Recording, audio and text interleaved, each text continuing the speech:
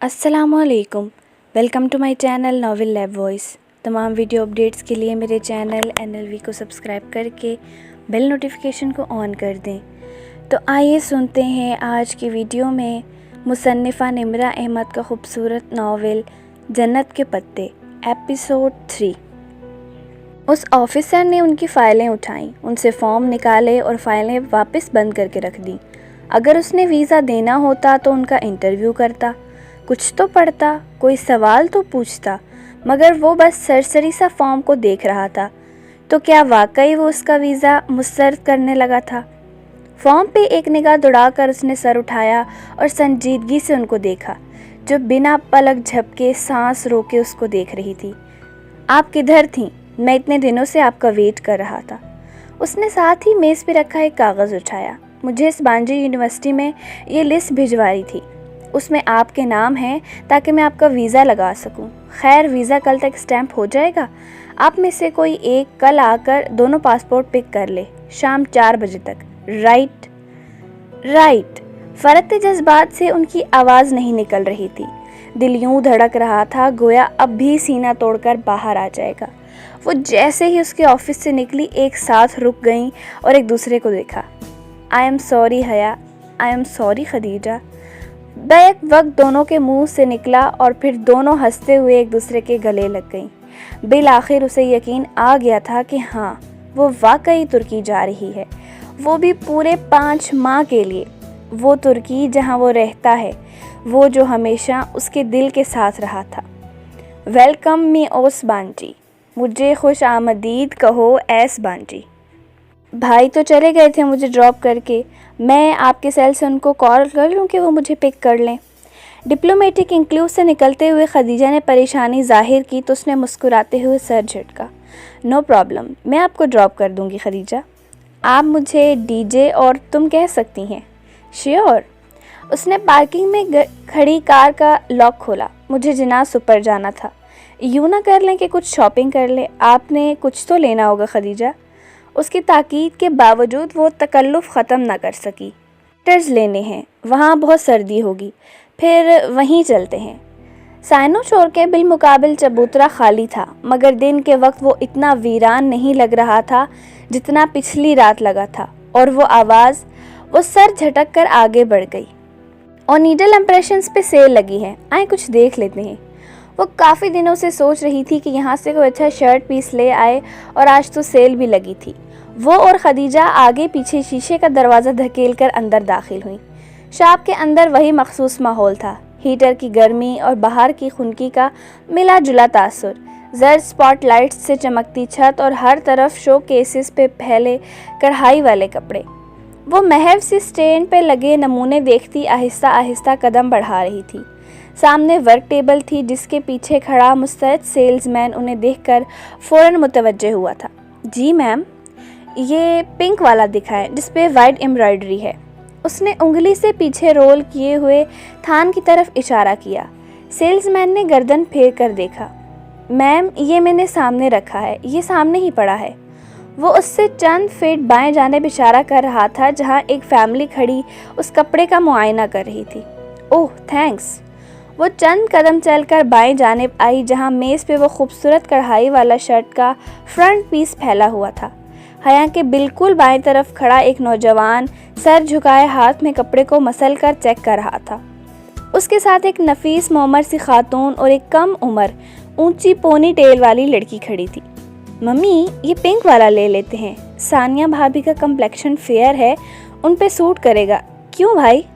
वो अब नौजवान से राय मांग रही थी। हया ना चाहते हुए भी उनकी तरफ मुतवज्जह हो गई। उसे बस यही जल्दी थी कि कब वो शख्स इस कपड़े को छोड़े और वो उसे देख पाए। इस वक्त भी गुलाबी शर्ट का कपड़ा उस शख्स के हाथ में था। उसने उसे हाथ में यूं पकड़ रखा था कि उसकी हथेली वाली तरफ ऊपर थी। हया उसके हाथ में पकड़े कपड़े को देख रही थी जब दफतन उसकी निगाहें कपड़े से इस शख्स की कलाई पर फिसलती गईं। वो बुरी तरह चौंकी। उसकी कलाई पे कांटे का सुर्ख गुलाबी सा निशान बना था, जैसे जला हो या कोई बर्थ मार्क। वो उसके साथ ही खड़ा था, गुलाबी कपड़े को हाथ में मसल कर चेक करता हुआ मुकम्मल तौर पर अपनी फैमिली की तरफ मुतवज्जे था। وہ یہاں سے اس کا نیم رخ ہی دیکھ سکتی تھی۔ وہ دراز قد تھا، رنگ صاف اور آنکھوں پہ فریم لیس گلاسز تھے، چہرے پہ متانت اور سنجیدگی تھی۔ جینز اور جیکٹ میں ملبوس وہ اچھا خاصا سمارٹ نوجوان تھا۔ حیا نے دوبارہ اس کے ہاتھ کو دیکھا جس میں اس نے کپڑا پکڑ رکھا تھا۔ اسی پل اس کی بہن نے وہ کپڑا نرمی سے اپنی جانب کھینچا۔ گلابی ریشم اس کی ہتھیلی سے پھسل گیا۔ اب اس کی انگلیاں سامنے تھیں جن کے اوپر پوروں کی قدرتی لکیر پہ بھوری سی لکیر پڑی تھی۔ اسے بے اختیار شیشے میں آئی وہ انگلیاں یاد آئیں۔ بہت احتیاط سے اس نے ادھر ادھر دیکھا۔ خدیجہ قدرے فاصلے پہ کھڑی ڈمی کا لباس دیکھ رہی تھی۔ آس پاس کوئی اس کا جاننے والا نہیں تھا، یقیناً وہ یہاں تماشا کر سکتی تھی۔ پنکی؟ اس نے دانستہ قریب کھڑے نوجوان کی طرف چہرہ کر کے بآواز بلند پکارا۔ وہ اپنی بہن کی سمت دیکھ رہا تھا، اس نے شاید سنا ہی نہیں۔ البتہ اس کی بہن حیا کو اپنی جانب دیکھتا پا کر کچھ بولتے بولتے رکی تھی۔ پنکی! اس نے ذرا زور سے پکارا۔ کم عمر لڑکی نے نا سمجھی سے اسے دیکھا۔ اس کی والدہ بھی بیٹی کی نگاہ کے تعاقب میں اس طرف دیکھنے لگی تھی۔ ان دونوں کی یوں رک کر حیا کو دیکھنے کے باعث اس نوجوان نے گردن موڑی۔ حیا نے دیکھا اس کا چہرہ جھلسا ہوا تھا۔ جھلسنے کا نشان بہت گہرا نہ تھا، بس اتنا کہ آدھا چہرہ صاف گندمی رنگت کا لگتا تو دوسرا حصہ گہرا سانولا۔ پنکی، ڈالی کہاں ہے؟ وہ سینے پہ بازو لپیٹے بڑے تیکھے انداز میں بولی، اور چونکہ وہ اس نوجوان کی آنکھوں میں دیکھ کر بولی تھی تو وہ ذرا سا الجھ گیا۔ سوری، میں نے پوچھا ہے ڈالی کہاں ہے؟ کون؟ میں سمجھا نہیں۔ وہ دھیمے مگر الجھے ہوئے لہجے میں بولا۔ اگر آپ کے دماغ پہ چوٹ آنے کی وجہ سے آپ کی یادداشت کھو گئی ہے تو بے فکر رہیے، میں آپ کو یاد کرائے دیتی ہوں۔ ڈالی آپ کا وہ خواجہ سرا دوست ہے جس کے ساتھ مل کر آپ روز خواجہ سرا بنے سڑک پر بھیک مانگ رہے تھے۔ پنکی نام بتایا تھا نا آپ نے اپنا؟ نہیں۔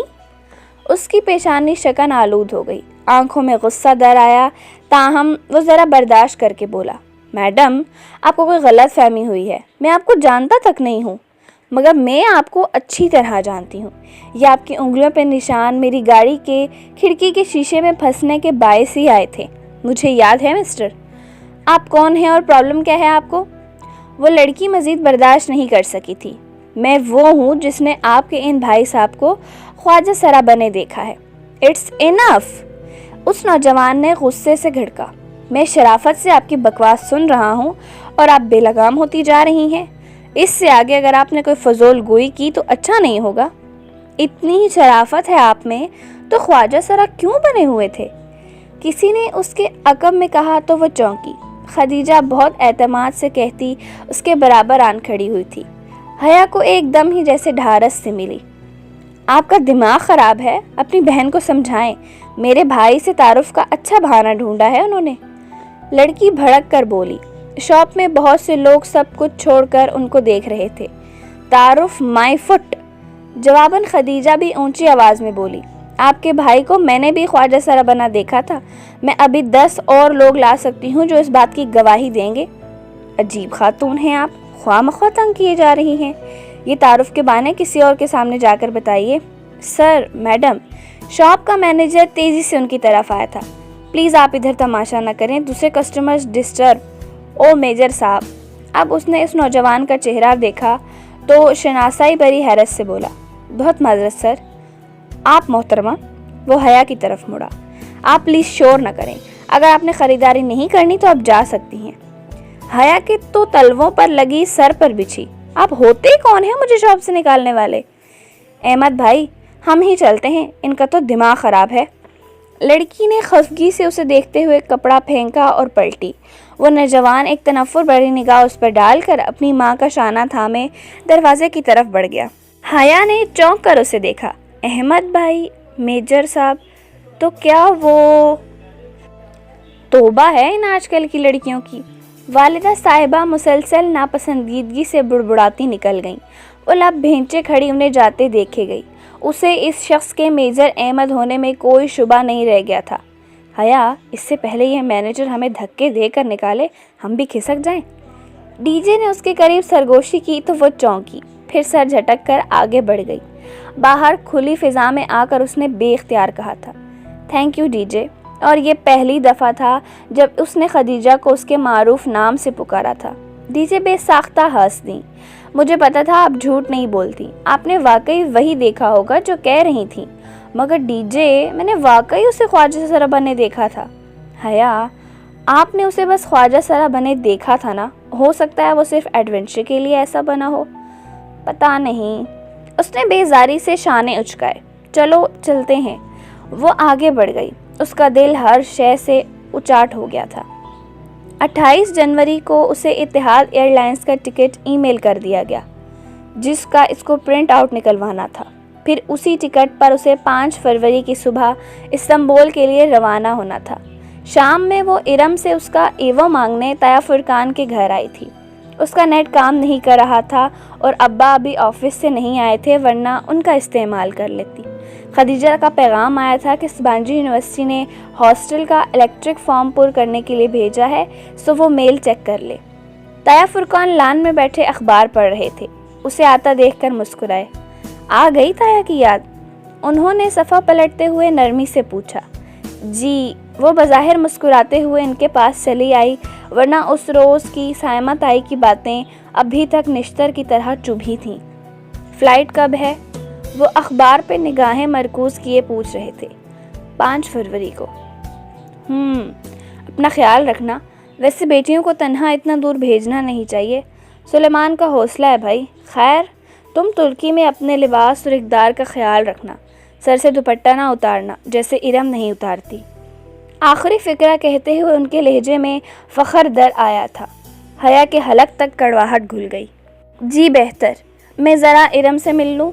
وہ جان چھڑا کر اندر آ گئی۔ کاش کہ وہ طایا فرقان کو بتا سکتی کہ مغربی لباس جو وہ یہاں ان کی وجہ سے نہیں پہنتی وہاں ضرور پہنے گی۔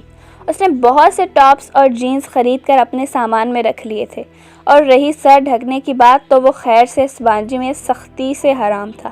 شکر۔ ارم کمرے میں نہیں تھی۔ باتھ روم کا دروازہ بند تھا اور اندر سے پانی گرنے کی آواز آ رہی تھی۔ وہ بے دلی سے اس کے بیڈ پہ بیٹھ گئی۔ ارم شاور لینے میں بہت دیر لگاتی تھی، تو مجبوراً اسے انتظار کرنا تھا۔ دفتن سیل فون کی گھنٹی بجی۔ حیا چونکی۔ ارم کا سیل فون اس کے ساتھ ہی تکیے پر رکھا تھا۔ اس نے گردن جھکا کر دیکھا۔ سیل فون کی روشن اسکرین پر ایک نیا پیغام جگمگا رہا تھا، ساتھ ہی بھیجنے والے کا نام لکھا آ رہا تھا، حیا سلیمان۔ وہ بے یقینی سے فون کی اسکرین کو دیکھے گئی۔ کیا کسی نے ارم کو اس کے نمبر سے پیغام بھیجا تھا یا ارم نے کسی کا نمبر اس کے نام سے محفوظ کر رکھا تھا؟ حیا نے محتاط نگاہوں سے باتھ روم کے بند دروازے کو دیکھا اور فون پہ 1-2 بٹن دبائے۔ پیغام لمحے بعد کھل گیا۔ میں کال کر لوں؟ صبح سے بات نہیں ہوئی، اب مزید انتظار نہیں کر سکتا۔ یہ دل اتنا مضبوط نہیں ہے جان۔ رپلائی۔ ارم نے جلدی سے پیغام مٹایا اور سیل فون واپس تکیے پر الٹا کر کے رکھ دیا۔ ایک لمحے میں اسے سب سمجھ میں آ گیا تھا۔ ارم، طایا فرقان کی سکارف والی سر ڈھکنے والی بیٹی، ایک عدد بوائے فرینڈ کی مالک تھی، جسے لوگوں سے چھپانے کے لیے اس نے حیا سلیمان کا نام دے رکھا تھا۔ تبھی وہ اس رشتے پہ خوش نہیں تھی۔ حیا کو یاد آیا۔ وہ مزید بیٹھے بنا وہاں سے نکل آئی۔ ایوو اس نے طایا فرقان سے مانگ لیا، مگر جاتے جاتے ایک طنز و استحساء بری مسکراہٹ کے ساتھ ان کو ضرور دیکھا تھا۔ کاش وہ ارم کے حجاب کا پول کھول سکتی تو طایا کی شکل دیکھنے والی ہوتی۔ حجاب اوڑھنا یا نقاب کرنا کردار کی پختگی کی علامت نہیں ہوتی، اس نے بے اختیار سوچا تھا، اور تب ہی وہ ایسا ہی سوچتی تھی۔ سبانجی یونیورسٹی نے اسے اس کے ہاسٹل کے متعلق ترجیحات جاننے کے لیے ایک سوال نامہ بھیجا تھا۔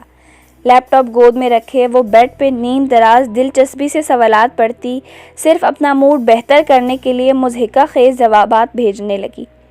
کیا آپ اپنی کسی ہم وطن ایکسچینج اسٹوڈنٹ کے ساتھ کمرہ شیئر کرنا چاہیں گی؟ بالکل بھی نہیں۔ اس نے انگلیاں تیزی سے لیپ ٹاپ کی کنجیوں پہ حرکت کر رہی تھی۔ کیا آپ اسموکنگ کرتی ہیں؟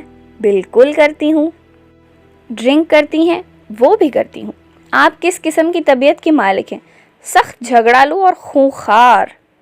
وہ مسکراہٹ دبائے جواب لکھ رہی تھی۔ جب صفحہ ختم ہوا تو اس نے نیکسٹ کو دبایا۔ سوچ رہی تھی کہ اگلے صفحے کے جوابات پر کر کے اس فارم کو منسوخ کر دے گی۔ اس فارم کو جمع کرانے کا اس کا قطعاً کوئی ارادہ نہ تھا، مگر جب نیکسٹ دبانے پہ اگلے صفحے کے بجائے فارم فل کرنے کا شکریہ، ہم آپ کا ڈورم الاٹ کرتے وقت آپ کی دی گئی ترجیحات کا خیال رکھیں گے، لکھا آیا تو اس کی مسکراہٹ غائب ہو گئی۔ لعنت ہو تم سب پر۔ وہ جھنجھلا کر اٹھی اور لیپ ٹاپ ایک طرف رکھا۔ فارم سبانجی کو جا چکا تھا اور اس کا پہلا ہی تاثر کتنا برا پڑا ہوگا وہ جانتی تھی۔ اس کی پیکنگ ابھی نامکمل تھی۔ اس نے ایک نگاہ کھلے سوٹ کیسز اور بکھری اشیاء پہ ڈالی، پھر کچھ سوچ کر باہر آئی۔ لاؤنج خالی تھا۔ حیا نے ٹیلی فون سٹینڈ پہ رکھی ڈائری اٹھائی اور صفحے پلٹنے لگی۔ ایس کے صفحے پر 4 سطور میں سبین پھپھو کے گھر کا پتہ اور فون نمبر لکھا تھا۔ اس نے وہ صفحہ پھاڑا اور طے کر کے مٹھی میں دبا لیا۔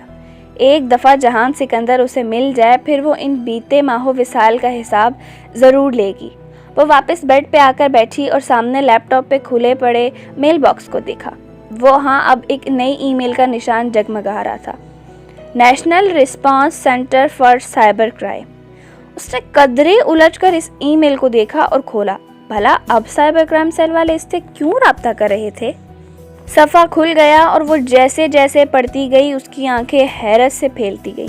یہ ای میل سائبر کرائم سیل سے حیا کی اس میل کے جواب میں آئی تھی جو چند روز قبل اس نے بطور شکایت بھیجی تھی اور جس میں اس نے ویڈیو کا ذکر کیا تھا۔ اب اس کے جواب میں ہیلپ ڈیسک آفیسر نے اس کو باقاعدہ کمپلینٹ فارم بھیجا جس کو بھرنے کے ساتھ ساتھ اسے اپنا فون نمبر، گھر کا پتہ، شناختی کارڈ نمبر وغیرہ لکھ کر بھیجنے تھے۔ یہ فارم FIR کے مترادف تھا، سو تمام تفصیلات ضروری تھیں۔ وہ یک ٹک اس فارم کو دیکھے گئی۔ اگر سائبر کرائم سیل نے اسے جواب اب دیا تھا تو پرائیویٹ نمبر سے آنے والی کال، وہ میجر احمد کا آفس، وہ سب کیا تھا؟ کیا اسے بے وقوف بنایا گیا تھا؟ کیا واقعی وہ اصلی میجر تھا یا؟ مگر پھر اس کے پاس اس ویڈیو کے مکمل طور پر انٹرنیٹ سے ہٹوانے کی طاقت اور اثر و رسوخ کیسے آیا؟ وہ الجھتے ذہن کے ساتھ جلدی جلدی جواب ٹائپ کرنے لگی۔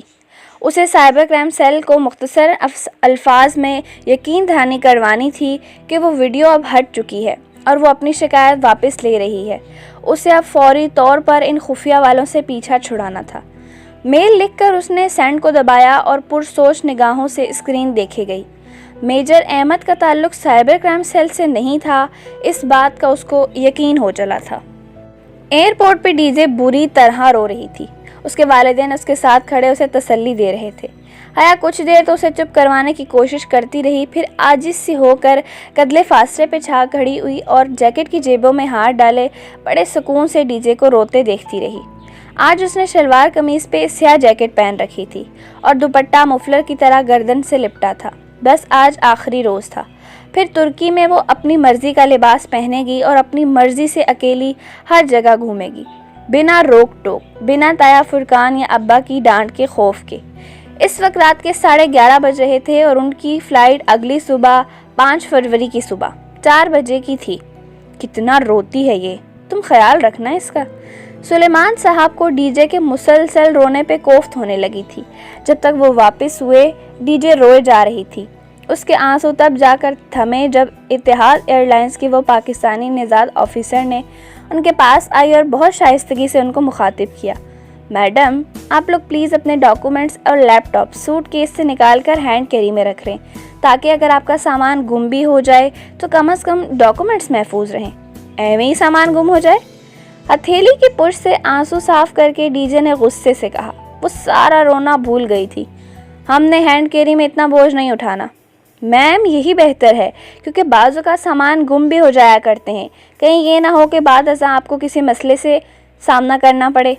وہ اس ترک ایئر لائن میں کام کرنے والی ایک پاکستانی لڑکی تھی اور ان کے پہلی دفعہ بین الاقوامی فلائٹ لینے کے پیش نظر کہہ رہی تھی، اور حیا مان بھی جاتی مگر ڈی جے اڑ گئی۔ ہرگز نہیں، ہم نے اتنا بھاری ہینڈ کیری نہیں اٹھانا، پلین میں آپ کو نہیں اٹھانا پڑے گا۔ آفیسر کی شائستگی برہمی میں بدلنے لگی۔ پلین میں جانے تک تو اٹھانا ہی پڑے گا، پھر تو ترکی میں اللہ پر رحم کرے۔ وہ پیر پٹکتی چلی گئی تو ڈی جے نے اپنی متورم آنکھوں اور فاتحانہ مسکراہٹ سے حیا کو دیکھا اور انگلی سے اینک پیچھے کی۔ انسان کو کوئی چیز نہیں ہرا سکتی جب تک وہ خود ہار نہ مان لے۔ حیا بے اختیار ہنس دی، اسے ڈی جے اچھی لگی تھی۔ فلائٹ میں ان دونوں کو نشستیں ایک ہی قطار میں ملی۔ درمیانے راستے کے دائیں طرف جڑی 3 نشستوں میں سے کھڑکی کے ساتھ والی حیا کو ملی اور راستے والی نشست ڈی جے کو۔ درمیانی نشست خالی تھی۔ کیا ہی مزہ آ جائے حیا اگر اس سیٹ پہ کوئی ہینڈسم اور چارمنگ سا لڑکا آ کر ڈی جے کے الفاظ ادھورے ہی رہ گئے۔ ایک بھاری بھرکم سے پاکستانی صاحب جو اپنے 2 پیس میں بے حد پھنسے سے لگ رہے تھے، اطمینان سے چلتے ہوئے آئے اور دھپ سے ان دونوں کے درمیان بیٹھ گئے۔ حیا ذرا غیر آرامدہ محسوس کر کے مزید کھڑکی کی طرف کھس گئی اور خدیجہ مخالف سمت۔ مجھے عثمان شبیر کہتے ہیں، شیخ عثمان شبیر۔ اپنی بھاری آواز میں وہ خوش دلی سے گویا ہوئے۔ نائس۔ حیا بظاہر اپنے چھوٹے سے گولڈن کلچ کو کھول کر کچھ تلاش کرنے لگی۔ یہ وہی کلچ تھا جو داور بھائی کی مہندی پہ اس نے گولڈن لہنگے کے ساتھ لیا تھا۔ گڈ۔ ڈی جے نے میگزین اٹھا کر چہرے کے سامنے پھیلا لیا۔ میں ترکی سے آیا ہوں، دراصل وہیں رہائش پذیر ہوں، میری بیوی اور بیٹا بھی وہیں رہتے ہیں۔ حیا مزید اپنے پرس پہ جھک گئی اور ڈی جے نے میگزین چہرے کے اتنا قریب کر لیا کہ اس کی ناک صفحات کو چھونے لگی۔ مگر وہ میرا بیٹا نہیں ہے۔ جانتی ہو وہ کس کا بیٹا ہے؟ مزید نظر انداز کرنا بیکار تھا۔ حیا نے رخ عثمان شبیر کی جانب موڑا اور ڈی جے نے بیزاری سے میگزین نیچے کر لیا۔ آپ بتائیں کس کا بیٹا ہے وہ؟ عثمان شبیر کو شاید صدیوں سے کسی سامے کی تلاش تھی۔ وہ اپنی داستان حیات فوراً ہی شروع کر بیٹھے۔ ڈی جے مسلسل جمائیاں روک رہی تھی اور حیا شدید متلی محسوس کر رہی تھی۔ وہ کل صبح کی جاگی ہوئی تھی اور اب اس صبح کے 4:30 بج رہے تھے۔ اوپر سے جہاز کا سفر۔ اس نے ڈی جے کے سامنے ظاہر نہیں کیا تھا کہ وہ پہلی بار جہاز میں بیٹھ رہی ہے۔ آخر ڈی جے کیا سوچتی کہ کیسی لڑکی ہے، کبھی ہوائی سفر ہی نہیں کیا، اب کیا بتاتی کہ کبھی کوئی ایسی صورت ہی نہیں بن سکی۔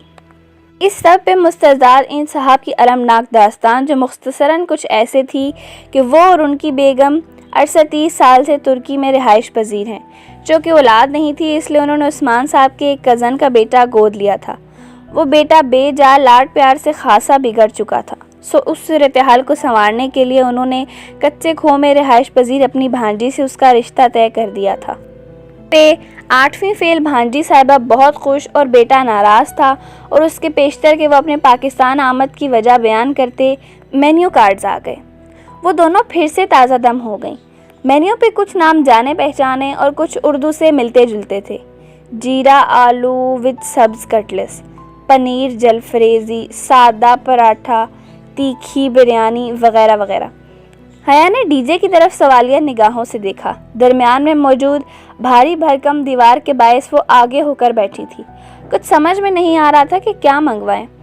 ٹرکش فوڈ بہت زبردست ہوتا ہے اور ترک لوگ کھانے کے بہت شوقین ہوتے ہیں۔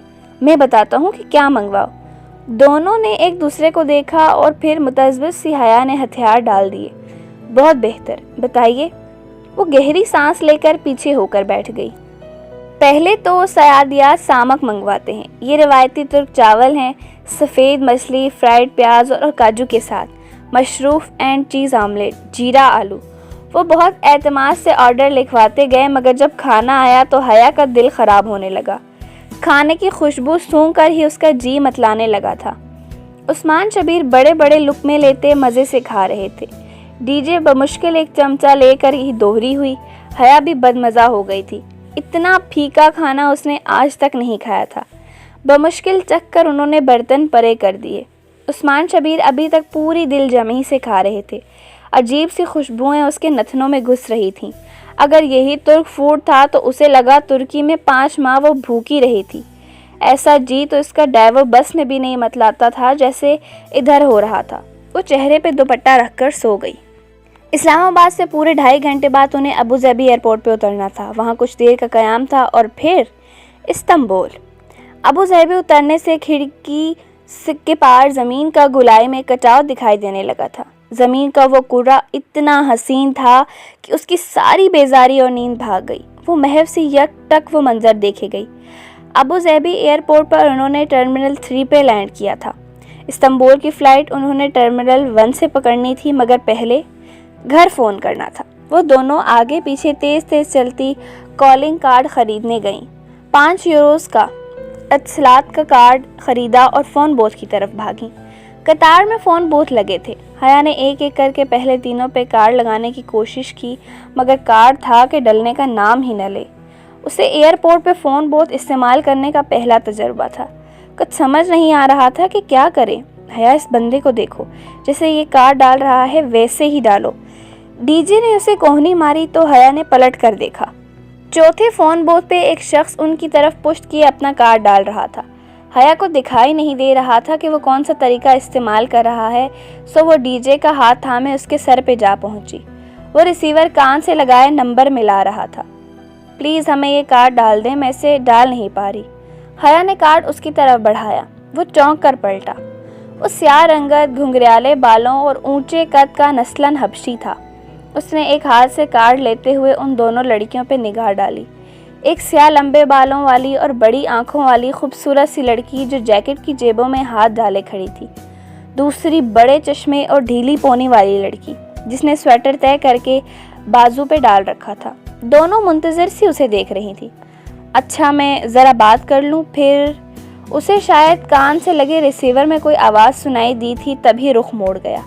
وہ دونوں اسی طرح کھڑی اسے دیکھتی رہیں. ان سے وہ انگریزی میں مخاطب ہوا تھا مگر اب فون پہ عربی میں بات کر رہا تھا. ڈی جے تو بور ہو کر ادھر ادھر دیکھنے لگی مگر شریعہ اینڈ لا کے 5 برسوں نے حیا کو عربی اچھی طرح سے سکھا دی تھی. انٹرنیشنل اسلامک یونیورسٹی میں اپنے LLB کے پہلے برس ان کو عربی ہی سکھائی جاتی تھی اور ان کی کلاسز میں الجبرن اور مصری اساتذہ انہیں عربی میں ہی لیکچرز دیا کرتے تھے. میں استنبول آ رہا ہوں. وہ اب رخ پھیرے قدرے پریشانی سے کہہ رہا تھا. ہاں شام تک گھر پہنچ جاؤں گا. تم نے حارث کو ڈاکٹر کو دکھایا؟ اچھا کیا کہتا ہے ڈاکٹر؟ کر دوں گا پیسوں کا انتظام. کہا جو ہے بار بار ایک ہی بات مت دہرایا کرو جاہل عورت. تیش سے اس کی دبی دبی سی آواز بلند ہوئی. ہاں میری عبدالرحمن سے بات ہو گئی تھی. اس کے کام کے لیے خوار ہو رہا ہوں مگر وہ زیادہ رقم نہیں دے گا. ایک جگہ اور بھی بات کی ہے. اس نے رک کر کچھ سنا اور پھر جھنجھلاہٹ سے بولا. اچھا فون رکھ رہا ہوں. مرحبا. اس نے کھٹاک سے فون رکھا اور ان کی طرف پلٹا. Sorry girls. بمشکل چہرے پر بشاشت لاتے ہوئے وہ اب ان کا کارڈ ڈالنے لگا. پہلی ہی کوشش کامیاب ہو گئی. وہ شاید کارڈ کو الٹا پکڑ رہی تھی. لیجئے. سیاہ فام نے ریسیور اس کی طرف بڑھایا پھر ان سے ہٹ کر دور چلا گیا. بس 1 منٹ کی کال کریں گے. حیا نے نمبر ملاتے ہوئے ڈی جے کو تنبیہ کی. سلیمان صاحب نے پہلی ہی گھنٹی پہ فون اٹھا لیا. وہ چپ ہوئی کہ نہیں؟ توبہ کتنا روتی ہے. جی ابا. وہ چپ ہو گئی ہے. پھر وہ جلدی اپنی خیریت بتا کر فون بند کر دیا. ڈی جے نے بھی بمشکل 1 منٹ گھر بات کی. بعد میں بقیہ رقم دیکھی تو بمشکل 1 یورو استعمال ہوا. باقی 4 یورو کا بیلنس ابھی موجود تھا. دونوں اپنی عجلت و کنجوسی پہ خوب پچھتائیں کہ اب ابو ظبی سے نکل کر تو یہ کارڈ کسی کام کا نہیں تھا. حیا نے اسے اپنے گولڈن پاؤچ میں ڈال لیا. اب انہیں اپنا سامان لینا تھا. وہاں بہت سے ٹائرز چل رہے تھے. ہر ٹائرز پر بیگ اور سوٹ کیس قطار میں رکھے چلے آ رہے تھے. انہیں قطعاً علم نہیں تھا کہ اپنے بیگز کو کہاں تلاشیں. وہ دونوں بدحواس سی ایک ٹائر سے دوسرے کی طرف بھاگنے لگیں. ڈی جے کا تھوڑی دیر میں ہی سانس پھول گیا. کبھی حیا کو ایک جگہ اپنے سیاہ سوٹ کیس کا گمان گزرتا تو وہ ڈی جے کا ہاتھ کھینچ کر ادھر بھاگتی مگر قریب سے دیکھنے پہ وہ کسی اور کا بیگ نکلتا. تو کبھی ڈی جے اپنے بھورے تھیلے کو پہچان کر چلاتے ہوئے ایک طرف دوڑتی مگر اس پہ کسی اور کا نام درج ہوتا. حیا بتاؤ اب بیگز کہاں سے ڈھونڈیں؟ ڈی جے نے پریشانی سے اسے دیکھا. اس کا سانگ دھونکنے کی طرح چل رہا تھا. حیا نے بامشکل تھوک نگلی اور چہرے پہ آتے بال کانوں کے پیچھے اڑسے. اب سچ بولنے کا وقت تھا. ڈی جے مجھے سچ میں نہیں سمجھ آ رہی. میں آج زندگی میں پہلی دفعہ جہاز میں بیٹھ رہی ہوں. ڈی جے نے لمحے اس کا چہرہ دیکھا پھر اپنی ہتھیلی اس کے سامنے پھیلائی. ہاتھ مارو. میں بھی آج پہلی دفعہ جہاز میں بیٹھی ہوں. حیا نے زور سے اس کے ہاتھ پہ ہاتھ مارا اور دونوں ہنس پڑیں. کافی دیر بعد ان کو ٹائرز کی لسٹ نظر آئی جس پہ ہر فلائٹ کے مخصوص ٹائر کا نمبر درج تھا. فہرست دیکھ کر 2 منٹ میں ہی اپنا مطلوبہ سامان ٹائر مل گیا. سامان لے کر حیا اتنی تھک چکی تھی کہ ڈی جے نے وہیں ایک جگہ چمکتے فرش پر بیٹھنے کو کہا تو وہ اپنا سارا نخرہ اور غرور بالائے طاق رکھ کر ادھر زمین پہ بیٹھ گئی.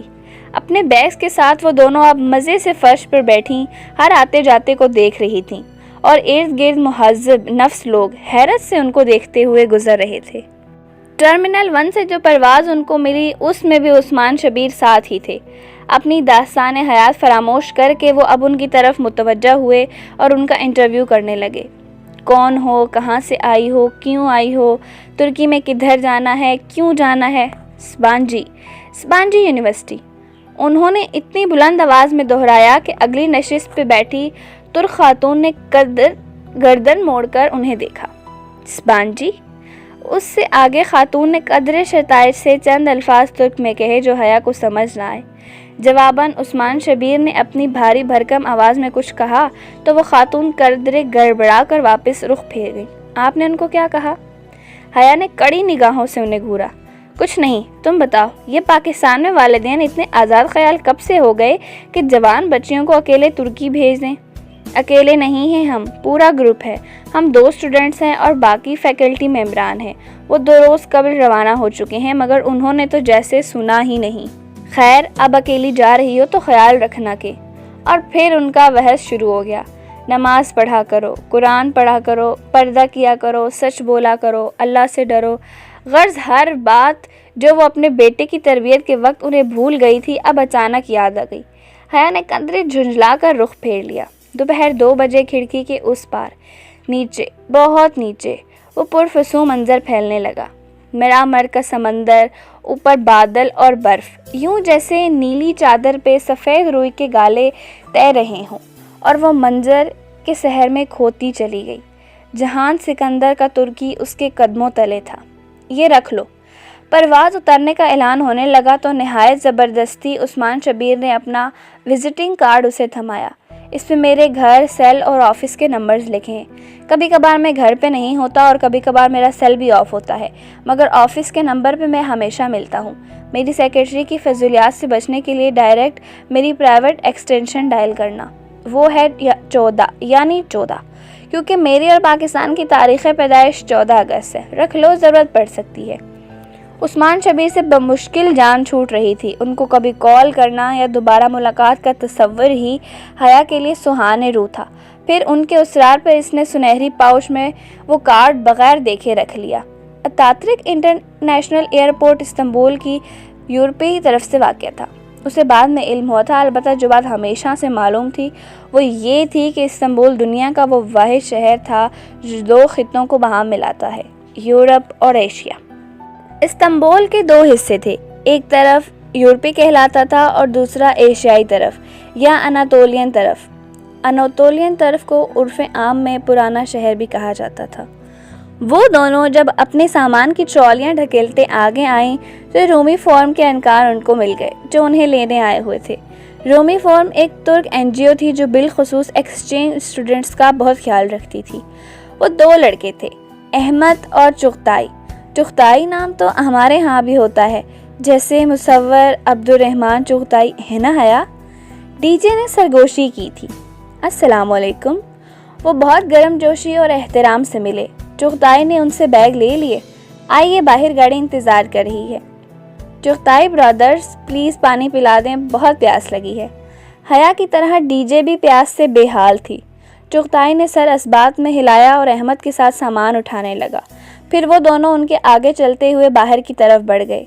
बेहद मेहमान नवाज कौम के इस सपूत ने उनको पानी क्यों नहीं पिलवाया, ये मामा वो सारी ज़िंदगी हल नहीं कर सकी। कभी इम्कान ये था कि चुगताई की अंग्रेज़ी कमज़ोर थी, जिसके बाइस वो इनका मुद्दा समझ नहीं पाया था। बाहर निकलने से कबल उन्होंने अपनी रकम तुर्क लेरा और यूरोज़ में तब्दील करवा ली थी। 1 लेरा पाकिस्तानी 55 रुपये का था और 1 यूरो 155 रुपये का। 55, 125, 55, 125। डीजे ज़ेरे लब करेंसी की मालियत का हिसाब लगाती और उनकी कीमत याद करती बाहर आई थी। एयरपोर्ट का दरवाज़ा खुलते ही सर्दी की ऐसी यख बस्ता हड्डियों में घुसती, खून मुंजमद करती लहर ने उनका इस्तेबाल किया कि चंद लम्हों में हया के नोट नीले पड़ने लगे।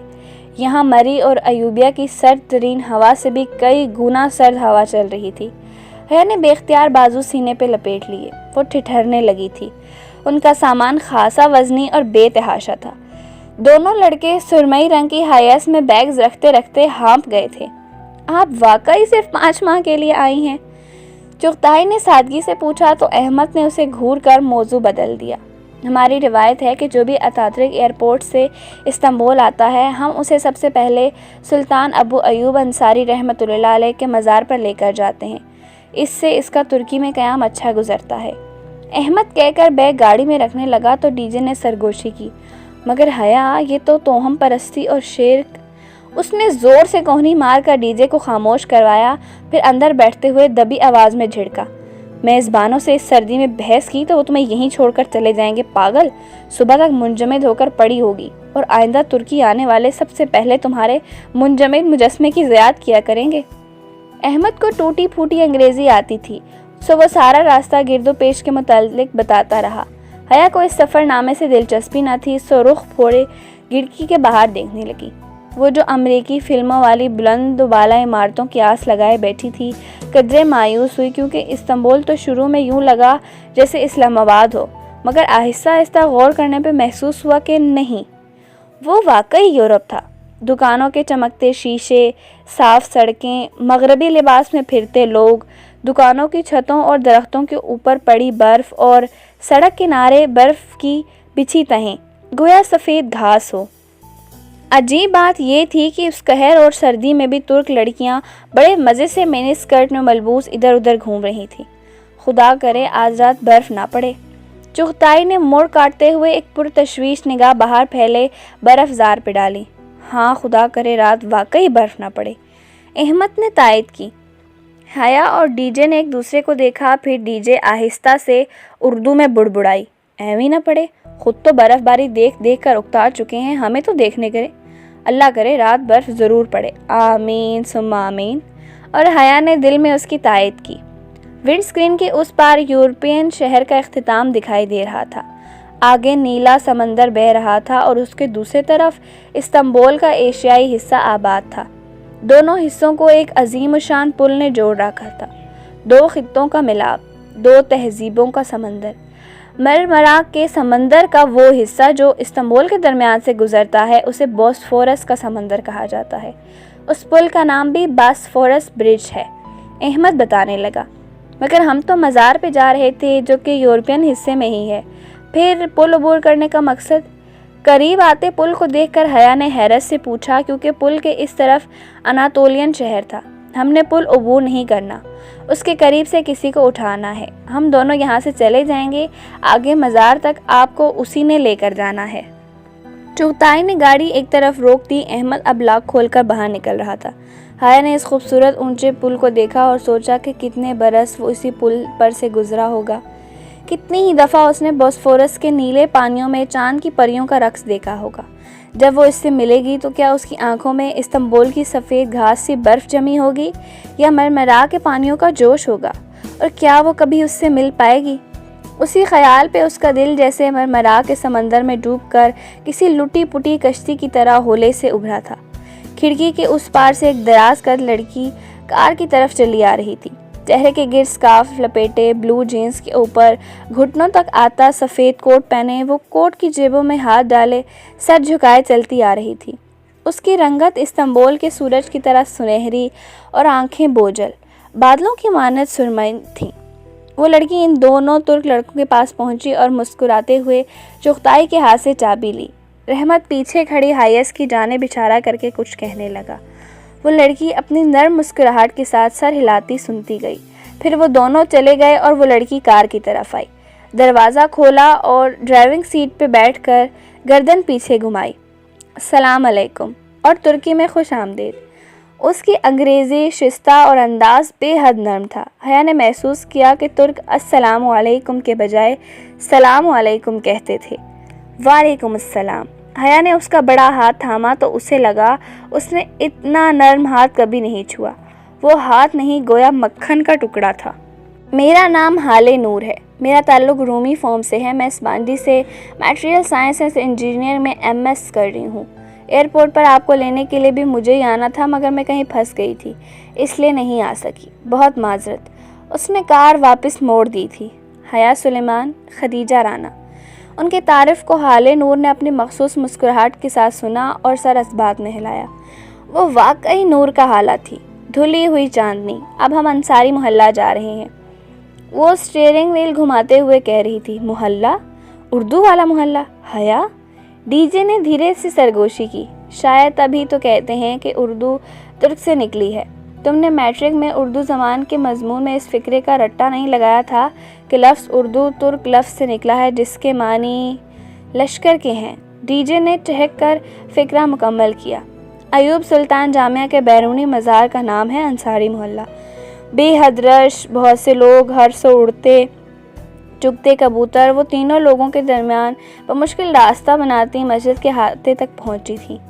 नमाज से फारिग होकर हया ने देखा वहाँ जामिया का नाम अयूब सुल्तान समीर लिखा था। उसने सोचा जामिया में जे की जगह सी लिखा है, जो कि गलत लग रहा है।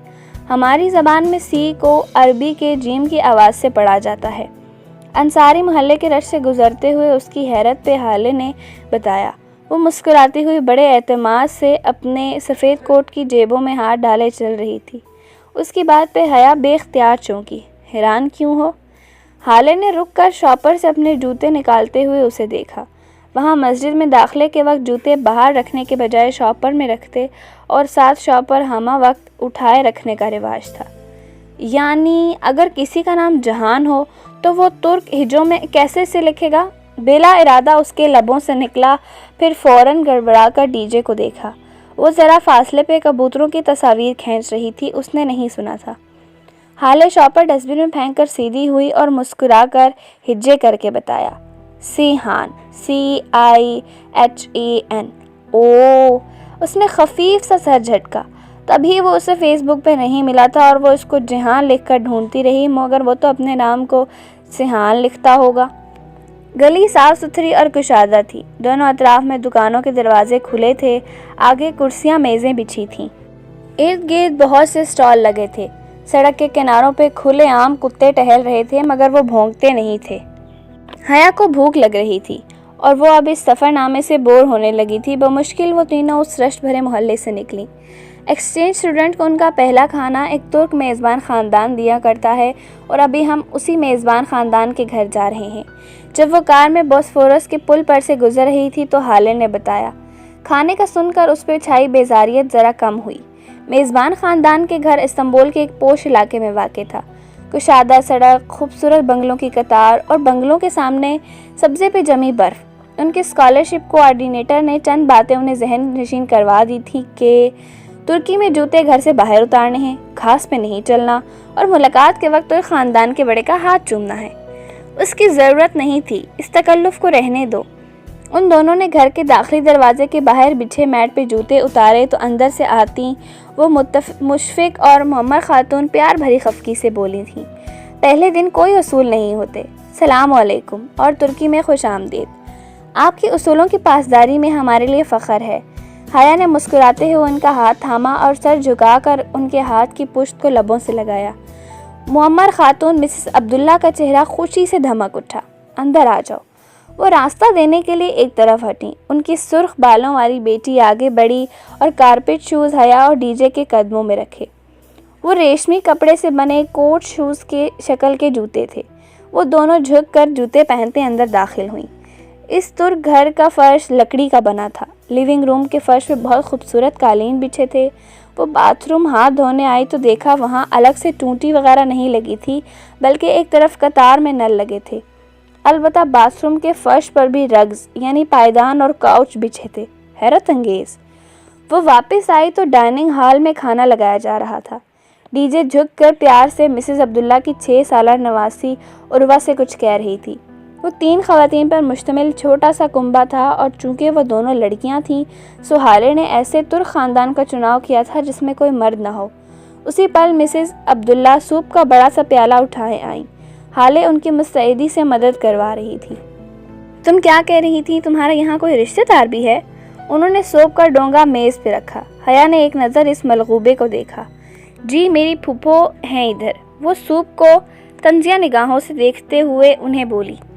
किधर रहती हैं? इधर। उसने पर्स से वो मुड़ा तोड़ा कागज़ निकाल कर हाले को थमाया। हाले ने एक नज़र उस कागज़ को देखा और फिर इस्बात में सर हिला दिया। कल मैं मिलवा दूंगी तुम्हें उनसे, खाना शुरू करो। उसने कागज़ वापस हया की जानिब बढ़ा दिया। टीजे, हम वाकई तुर्की में भूख को मरेंगे। उस मरगूबे की शक्ल तो देखो, मुझे तो फिर से मतली हो रही है। हया जबरन मुस्कुराते हुए होले से उर्दू में बोली। मिसेस अब्दुल्ला ने नासमझी से उसे देखा। ये कह रही है कि उन ख़वातीन का खुलूस उसे शर्मिंदा कर रहा है। डीजे ने जल्दी से तर्जमानी करते हुए मेज़ के नीचे से उसका पैर ज़ोर से कुचला। ओह शुक्रिया। مسز عبداللہ مسکرا کر کھانا پیش کرنے لگیں۔ سوپ دراصل سرخ مسول کی دال کا شوربہ تھا اور اردو جیسی ترک میں اسے چوربا کہتے تھے۔ وہ ذائقے میں شکل سے بڑھ کر بدمزہ تھا۔ چند لمحوں بعد ہی دونوں پاکستانی ایکسچینج اسٹوڈنٹ کی برداشت جواب دینے لگی۔ حیا، مجھے الٹی آنے والی ہے اور میں مرنے کے قریب ہوں۔ وہ بدقت مسکراہٹ چہروں پہ سجائے چمچہ بھر رہی تھیں۔ ترک خواتین بہت مرغوبیت سے سوپ پی رہی تھیں۔ چوربا ختم ہوا تو کھانا آ گیا، وہ اس سے بھی بڑھ کر بدمزہ۔ ایک چاولوں کا پلاؤ تھا۔ پاکستان میں پلاؤ کو پے کے اوپر پیش کر کے بولا جاتا تھا، مگر اسے پے کے تلے زیر کے ساتھ بولا جاتا تھا۔ پلاؤ شکل میں ابلے چاولوں سے مختلف نہ تھا۔ ساتھ چنے کا سالن اور مرغابی کی گریوی تھی جو کہ منچورین کی طرح دکھتی تھی۔ وہ 1.5 دن کی بھوکی تھیں اور اوپر سے یہ بدمزہ کھانے مزید حالت خراب کر رہے تھے۔ وہی ترک خواتین ہی کھا رہی تھیں۔ پلاؤ کا پیالہ بھی ختم ہو چکا تھا اور ہم پاکستانی میزبانوں کے برعکس وہ اسے دوبارہ بھرنے کے لیے دوڑی نہیں تھیں۔ وجہ ان کی خلوص کی کمی نہ تھی، بلکہ شاید ان کا یہی طریقہ تھا کہ پیالہ ایک ہی دفعہ بھر کر رکھا جاتا تھا۔ خدیجہ، تمہاری دوست مجھے کچھ پریشان سی لگ رہی ہے، خیریت؟ مسز عبداللہ نے پوچھ ہی لیا۔ ڈی جے نے گڑبڑا کر اسے دیکھا۔ سب کھانے سے ہاتھ روک کر اسے دیکھنے لگے تھے۔ حیا نے میز تلے آہستہ سے اپنا پاؤں ڈی جے کے پاؤں پہ رکھا۔ فیملی فرینڈ کی ہما، کوئی معقول وجہ بتاؤ ان کو۔ نہیں، وہ دراصل حیا بہت ڈرپوک ہے۔ اسے اسٹریٹ کرائم سے بہت ڈر لگتا ہے اور یہ پہلی دفعہ اکیلی یورپ آئی ہے تو یہ پوچھ رہی ہے کہ کہیں استنبول میں ہمارا آرگنائزڈ کرمنل سے تو واسطہ نہیں پڑے گا۔ حیا خف سے سر جھکائے لب کاٹتی رہی۔ وہ خالی ہاتھ ان کے گھر آئی تھیں اور انہوں نے میز بھر دی تھی، پھر بھی ان کے نخرے ختم ہونے میں نہیں آ رہے تھے۔ اسے بے حد پچھتاوا ہوا۔ وہ بات سنبھالنے پہ ڈی جے کی بے حد ممنون تھی۔ قطعاً نہیں، استنبول بہت محفوظ شہر ہے، سرخ بالوں والی لڑکی رسان سے بولی۔ یہاں کی پولیس ایسے لوگوں کو کھلے عام نہیں پھرنے دیتی۔ بالکل، استنبول میں قانون کی پاسداری بہت کی جاتی ہے، حالے نے تائید کی۔ مسز عبداللہ خاموشی سے سنتی رہیں۔ ان کے چہرے پہ کچھ ایسا تھا کہ حیا انہیں دیکھ ہی گئی۔ جب حالے نور استنبول کی شان میں ایک لمبا سا قصیدہ پڑھ کر فارغ ہوئی تو مسز عبداللہ نے گہری سانس لی۔ خدا کرے تمہارا واسطہ کبھی عبد الرحمن پاشا سے نہ پڑے۔ حیا نے دھیرے سے کانٹا واپس پلیٹ میں رکھا۔ ایک دم پورے ہال میں اتنا سناٹا چھا گیا تھا کہ کانٹے کی کانچ سے ٹکرانے کی آواز سب نے سنی۔ کون پاشا؟ ڈی جے نے الجھ کر مسز عبداللہ کو دیکھا۔ وہ ممبئی کا ایک اسمگلر ہے، یورپ سے ایشیا اسلحہ اسمگل کرتا ہے۔ استنبول میں اگر چڑیا کا بچہ بھی لاپتہ ہو جائے تو اس میں پاشا کا ہاتھ ہوتا ہے۔ بوسفورس کے سمندر میں ایک جزیرہ ہے بیوکدا، اس جزیرے پہ اس مافیا کا راج ہے۔ اور میری مام کو خواب بہت آتے ہیں۔ ان کی بیٹی نے خفگی سے ان کو دیکھا۔ یہ لڑکیاں سمجھتی ہیں میری عقل میرا ساتھ چھوڑنے لگی ہے۔ بالکل ٹھیک سمجھتی ہیں، اور ایکسچینج اسٹوڈنٹس کان کھول کر سن لو۔ حالے نے قدرے تلبلا کر مداخلت کی۔ استنبول میں ایسا کوئی کرائم سین نہیں ہے، یہ سب گھریلو عورتوں کے افسانے ہیں، یہاں کوئی بھارتی اسمگلر نہیں ہے۔ دونوں ترک لڑکیاں اپنی تئیں بات ختم کر کے اب سویٹ ڈش کی طرف متوجہ ہو چکی تھیں۔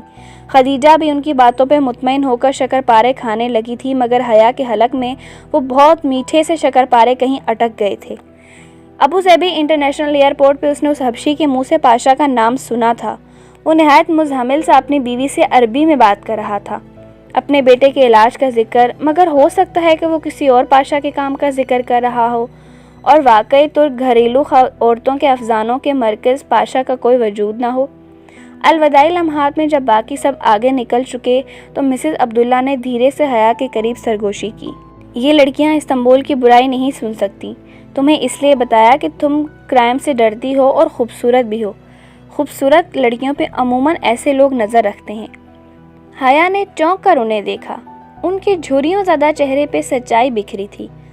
وہ واقعی اپنا وجود رکھتا ہے؟ وہ بالکل سن سی ہوئی انہیں دیکھے گئی۔ کیا افواہوں کا خوف مجسم صورت میں ان کے سامنے آ گیا تھا، یا ان کی عقل واقعی ان کا ساتھ چھوڑ رہی تھی؟